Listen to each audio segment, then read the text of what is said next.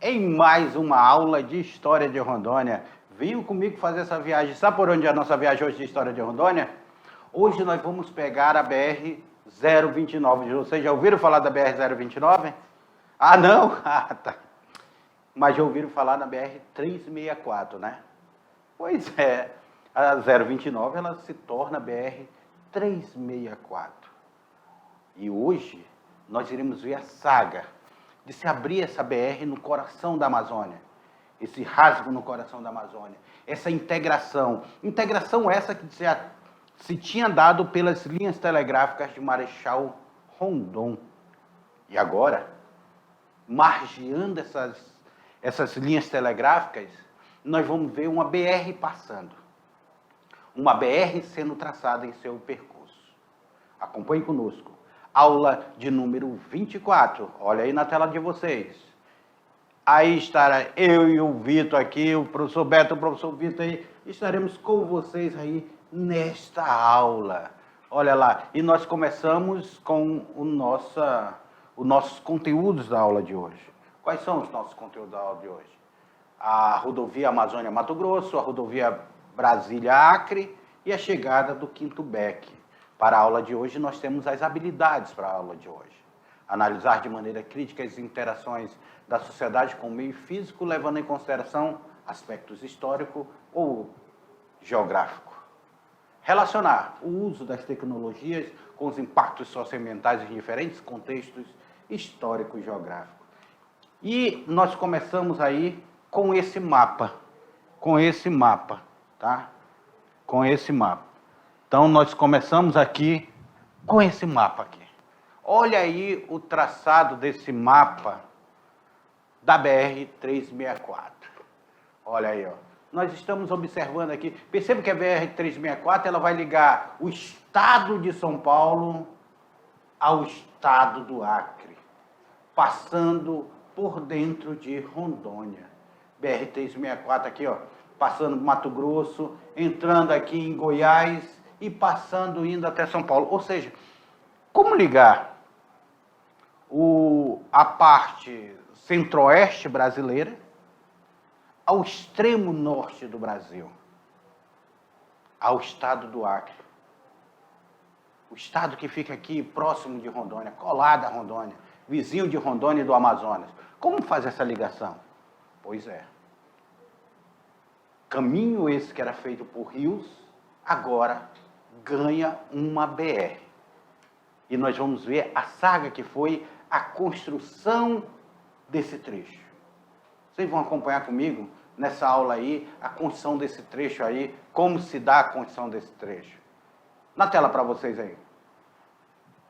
A rodovia imaginada por Roquete Pinto, lembra que Roquete Pinto chama aqui terras de Rondônia, em 1916, ele já dizia que deveria ter um traçado, como é a linha telegráfica, como uma BR. Ela vai se tornar realidade no governo de JK, Juscelino Kubitschek. E quem governava o território era justamente o Paulo Nunes Leal. Então, nós temos aí o território federal do Guaporé sendo governado neste momento por Paulo Nunes Leal. Paulo Nunes Leal vai desafiar a JK. Dizem até que há um diálogo, olha aí, ó, a BR, a obra na BR. Dizem até que há um diálogo do Paulo Nunes Leal com o JK. Ele dizendo, olha, vamos fazer essa BR? O JK dizendo, será possível fazer uma BR dessa? Ele disse, olha, dizem que só para homens fortes. Aí disse ao Paulo Leal, então vamos fazer essa BR. Nós temos várias histórias aqui que envolvem, porque quando nós pensarmos na BR, nós vamos ter um pensamento que nós vamos ver aqui na aula, lá atrás, nós vamos ver ainda o período do Aloísio Ferreira planejando essa BR juntamente com o governo federal. Porque o Aloísio Ferreira, que vai ser o primeiro governador do território federal do Guaporé, ele já pensava em rasgar e fazer a comunicação de Porto Velho até Vilhena, pegando todo o território federal do Guaporé. Ele começa ali com 54 quilômetros fazendo esse trecho. Mas ainda não era BR-364. Ainda não tinha consolidado a BR. Aí é quando ele vê que o Estado, o território em si, não iria conseguir fazer uma BR. Era necessário que tivesse uma ajuda do governo federal, tivesse a intervenção do governo federal e se tornasse uma BR. Aqui já o processo de pavimentação dela. Na tela aí para vocês aí, na tela para vocês, porque a primeira tentativa, ela é iniciada, como eu falei para vocês, com Aloysio Ferreira. Ainda na década de 30 e 40, lembra que Aloysio Ferreira, ele vai ficar como administrador da Estrada de Ferro Madeira Mamoré. Aí depois, em 1943, na década de 40, é criado o território federal do Guaporé. Ele vai ficar como governador desse território federal. E o nome da rodovia Amazonas-Mato Grosso, cujo trajeto deveria seguir o percurso paralelo à linha telegráfica, sendo essa tentativa paralisada em 1945. Então, como era um sonho de Getúlio Vargas, junto com Aloysio Ferreira, em 1945, Getúlio Vargas sai do governo. E o governo que vai suceder Getúlio Vargas perde um pouco desse interesse. Vai perder um pouco desse interesse de fazer essa rodovia. Nós temos aqui, olha aí, ó, o início, gente. Olha o sacrifício que era atravessar essa BR. A lama praticamente engoliu os caminhões. Foi difícil. Era no meio da floresta amazônica. Era uma região pantanosa. Muita chuva. Muitos riachos que cortavam esse trecho. Muita lama. Mas, em 1960, vamos sair da década de 40, agora vamos para a década de 60, em 15 de março de 1960, o presidente da República vai criar, através do decreto 47.933, a Comissão Especial da Construção da Rodovia Brasília-Acre. Ou seja, de Brasília a São Paulo já tinha a ligação. Agora nós precisamos fazer uma ligação de Brasília ao Acre. Atravessando o estado de Rondônia todo, atravessando o estado do Acre toda a BR. Você pegou o trajeto dela naquele mapa que eu mostrei para vocês. Onde as obras seriam concluídas no dia 10 de dezembro daquele mesmo ano. Sendo somente inaugurada no dia 13 de janeiro de 1961. Então nós estamos aí com esse sonho. Década de 60 nós temos Juscelino Kubitschek no poder. E Juscelino, que já havia aberto... Juscelino, vem aqui comigo. Juscelino já havia aberto a Belém-Brasília, lembra? Já havia aberto Belém-Brasília, já estava ligando Brasília ao sul do país. E o Paulo Nunes Leal, ele chega com ele e diz bem assim, por que nós não vamos fazer o outro traçado da cruz? Porque nós tínhamos uma BR ligando aqui, precisava fazer outro traçado da cruz, cortando no meio e ligando até o estado do Acre. Ele disse, é interessante, então vamos fazer. E começa. Inclusive o Juscelino Kubitschek, ele era um visionário muito grande nessa questão de construção de rodovias. A Belém-Brasília foi uma dificuldade muito grande. Nós vamos ver uma dificuldade de engenharia e tudo, mas se conseguiu abrir. A construção de Brasília também, que estava nesse período, era algo... Ou seja, o Brasil estava fervilhando de obras por tudo quanto é canto. Juscelino Kubitschek, interessante vocês lerem a biografia dele, você vai ver, assim, a pujança que foi o governo de JK. Olhem na tela de vocês essa foto aí, para vocês, que mostra aí esse início da construção. Com a construção da rodovia, as condições para o povoamento do estado estavam dadas, não somente para Rondônia, mas também para os estados vizinhos, cuja ligação por terra com o centro-sul do país tornou-se possível. A ligação por terra com o centro-sul era possível. Olha aí. Hoje nós temos essa BR. Hoje nós temos essa BR que tantos de nós, maioria dos moradores do estado de Rondônia, dependem dessa BR para a locomoção.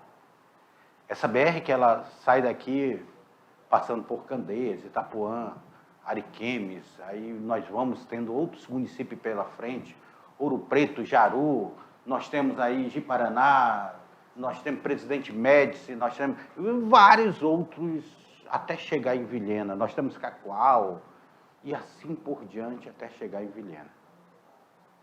Essa BR que corta, só que essa BR ela trouxe outras possibilidades, que foi, deixa eu ficar aqui no meio dela, abriu o braço para as duas laterais dela.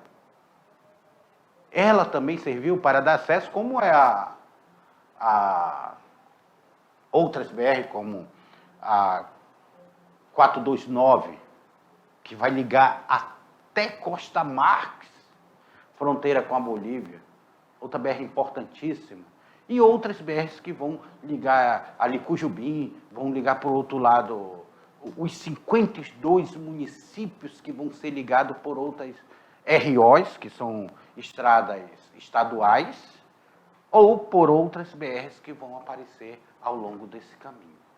Interessante nós olharmos isso. Só que tem um porém. Percebam vocês aqui que essa região aqui era cheia de mata. A vinda da BR também significou a vinda do desmatamento do estado de Rondônia. Inclusive, o estado de Rondônia é o estado de maior proporção de desmatamento do Brasil.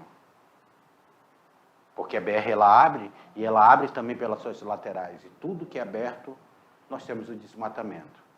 Aí a gente entra naquela questão do progresso com a preservação. Como fazer esse equilíbrio? Como ser sustentável a presença do homem em seu habitat? Entra dentro desse dilema. Na tela. A construção da BR-364 esteve a cargo da empreiteira Camargo Correia. Aqui foi a empreiteira Camargo. Essas grandes empreiteiras, elas vão surgir nesse período do governo militar. A Camargo Correia, a Mendes Júnior, a Odebrecht, a Queiroz Galvão e outras grandes companhias que vão trabalhar aqui nessa região, nessa abertura. Felizmente, grandes dessas companhias fecharam agora naquela questão dos esquemas que tiveram recentemente. Essas empreiteiras fecharam, quebraram aqui, causando desemprego muito grande. Mas, naquele momento, a Camargo Correia estabeleceu-se dentro do território federal de Rondônia no sentido sudeste-noroeste. Então, a Camargo Correia que fica responsável aqui. Olha aí, ó. As idas e vindas de uma BR. As idas e vindas dessa BR. A partir de 1966, ficou completada a ligação entre Cuiabá e Porto Velho. Nós estamos em 1966. Só que era muito precário, tá? Ela ainda não estava pavimentada em 1966.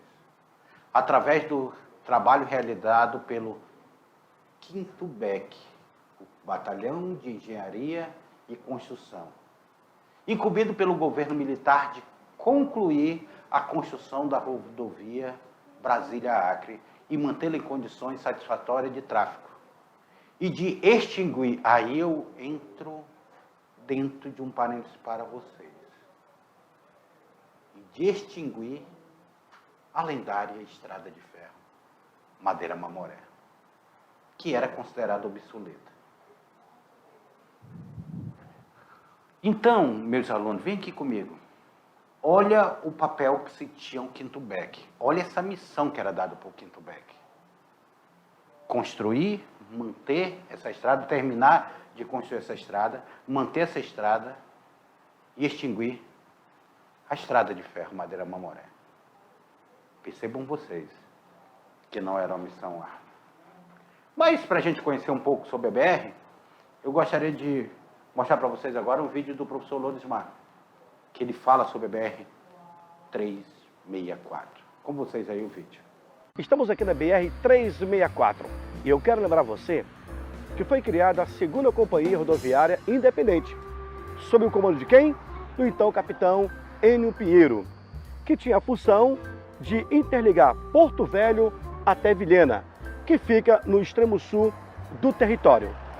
A principal função e objetivo da BR-364 era tirar a região de Rondônia do isolamento. E olha só que interessante, no ano de 1947 foram feitos aí 55 quilômetros de abertura de estrada, a então antiga BR-029. A extensão aberta pela segunda companhia não foi suficiente. Não supriu a necessidade da região que continuava no isolamento, dependente aí dos grandes centros comerciais, que eu diga de Belém, visto aí como o principal centro regional da Amazônia. Querendo resolver o problema do isolamento da região, durante o governo de Paulo Nunes Leal, em consequência da extração da casterita aqui no estado, que necessitava do escoamento, juntamente com o plano de meta do governo federal, Juscelino Kubitschek, e cumprindo um acordo celebrado aí entre as empresas automobilísticas que se instalaram no país, foi oficializado a abertura da rodovia Brasília-Acre em 1960. Eu quero lembrar você que a BR-029, ela passa a ser chamada agora de BR-364. Você viu aí o professor Lodismar falando que essa mudança, primeiramente é chamada de 029, depois ela muda essa nomenclatura para 364, e ela tem seu objetivo, que seria ligar o Acre, trazer o Acre até o centro-sul do país. Seria ligar isso daqui passando pelo estado de Rondônia. Ligar ali Cuiabá até o Acre. Olha a extensão, ligar Brasília até o Acre. Seria de Brasília ao Acre. Aí ela muda essa nomenclatura. Mas não é fácil construir uma BR. O Quinto BEC ele tem uma participação muito grande, não só na BR, mas também em algumas construções de via pública aqui dentro. Inclusive, recentemente, alguns governos que passaram, colocaram o Acre como uma peça fundamental. Olha aí para vocês na tela. A chegada do Quinto BEC trouxe visíveis transformações para o território e para a cidade de Porto Velho.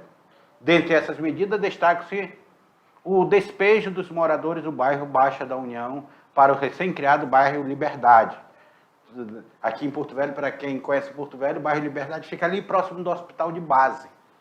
Então as pessoas foram tiradas lá da Baixa da União, que alagava e tudo, e foram levadas por Liberdade. Só que muitos voltaram para a Baixa da União, ali na região do Cainaga. Olha aí, mais um trabalho do BEC aí na BR.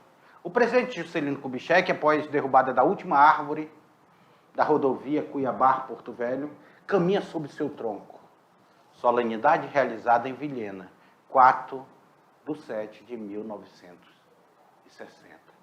Olha essa foto, aluno. Essa foto emblemática. A enorme Sapupema. Aí eu lembro a música do Garantido, que ele diz assim: lá se vai a Sapupema, minha infância virou lenha. Ai, ai, que dor. Ai, ai, que horror. E aí nós estamos vendo uma enorme Sapupema destaque-se no meio da clareira, como a última resistência ao avanço da estrada. Ela foi preservada para não diríamos um honroso, vamos colocar aqui, entre aspas, o texto que é trazido como honroso fim. Mas, JK, naquele momento, era a visão do progresso. O que era progresso? O progresso era você derrubar a mata para fazer obras. Isso era característica do progresso. Vamos derrubar a floresta para fazer obra. E a derrubada de uma árvore centenária foi uma simbologia muito grande desse progresso que passava em cima de seu tronco. JK simboliza muito isso nessa foto. Voltando aí a foto na tela para vocês aí, ó. Essa foto de Manuel Rodrigues Ferreira aí, ó. Essa foto aí, o trator lá atrás que derrubou a Sapupema, que tinha sido deixada em pé propositalmente para essa vinda de Juscelino Kubitschek, que ele desembarca lá em Vilhena e vem para essa derrubada desse trecho. Olha aí, Juscelino Kubitschek em cima do trator. O trator presidencial. Era o trator JK. O homem que rasgava florestas, o homem que construía estrada, o homem que construía Brasília. O homem que estava construindo uma nova nação. No meio do progresso havia uma árvore. Escolheram-na para que caísse de pé, como uma espécie de Bastilha em plena floresta amazônica. Lembra da queda da Bastilha na Revolução Francesa? Essa árvore seria a Bastilha.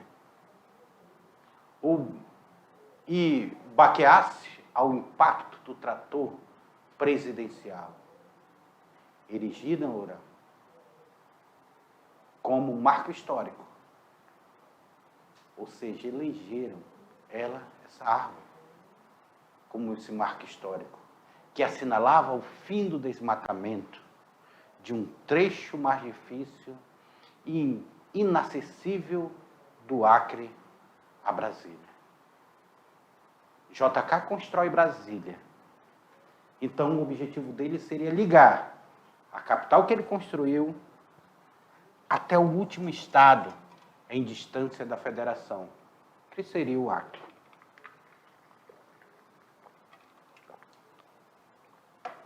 O trabalho de manutenção para garantir o abastecimento da cidade e do território durante a década de 1960 e 1970 foi importante.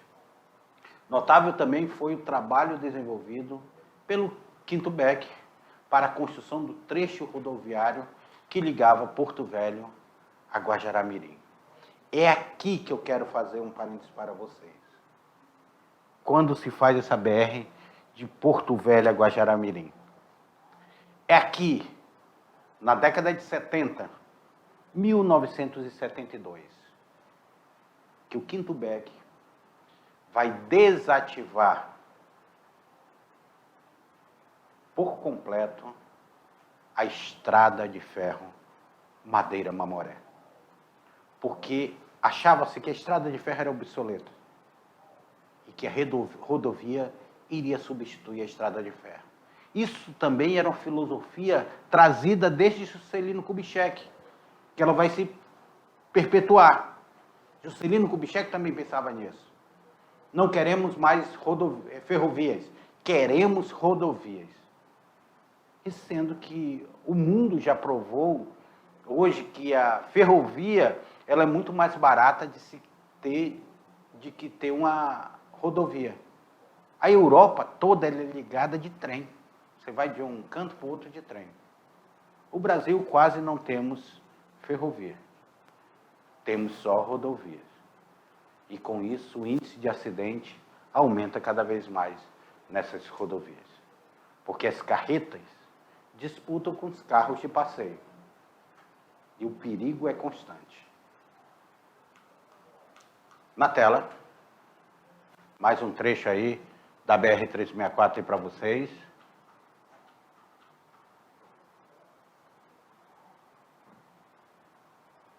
Mais esse trecho.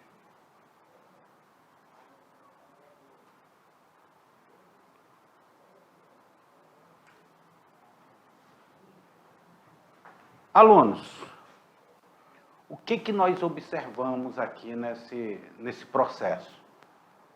A Amazônia, ela está voltada para essa necessidade do progresso. Vocês viram que resumidamente, a gente observando, nós vamos nos depararmos com aqui essa região, uma região tanto quanto esquecida. Só se nós fizermos um apanhado. Primeiramente, nós temos a construção da estrada de ferro Madeira-Mamoré. Até então, só tínhamos Santo Antônio do Rio Madeira, que era no Mato Grosso.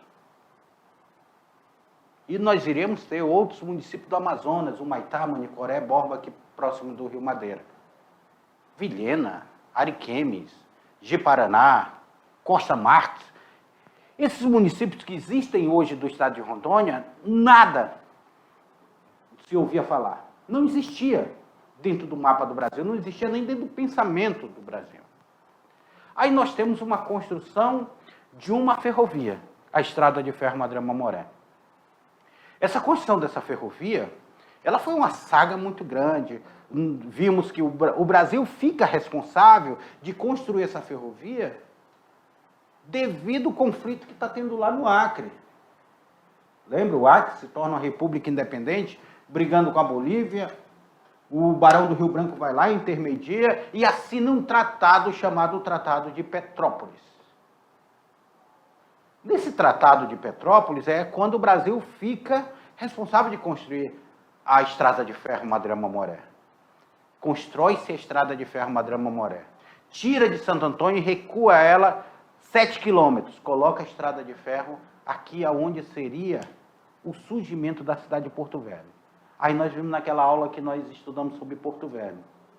Porto Velho começou a surgir dentro desse contexto da Estrada de Ferro Madeira-Mamoré. Os bairros de Porto Velho surgindo dentro desse contexto. Mocambo, ali, a favela, a Baixa da União, depois nós temos o Triângulo, nós temos o Santa Bárbara, nós temos outros bairros que vão começar a surgir à margem da Estrada de Ferro. A Estrada de Ferro, até então, ela era norte-americana, ela era estrangeira. Tinha uma linha divisória que dividia a Estrada de Ferro do restante da cidade. Foi aí que houve a necessidade de ter um maior controle da Estrada de Ferro. A Estrada de Ferro não estava dando lucro, nem para a empresa que estava com a concessão. Com a Revolução de 1930, ou o golpe de 1930, como queiram chamar, dependendo do historiador que você vai ler, Getúlio Vargas toma o poder. Ao tomar o poder Getúlio Vargas, derrubando a política café com leite, derrubando aquela política dos coronéis, aquela política oligárquica que São Paulo e Minas Gerais trocavam de poder, veio um Getúlio Vargas lá do Rio Grande do Sul e toma o poder para si.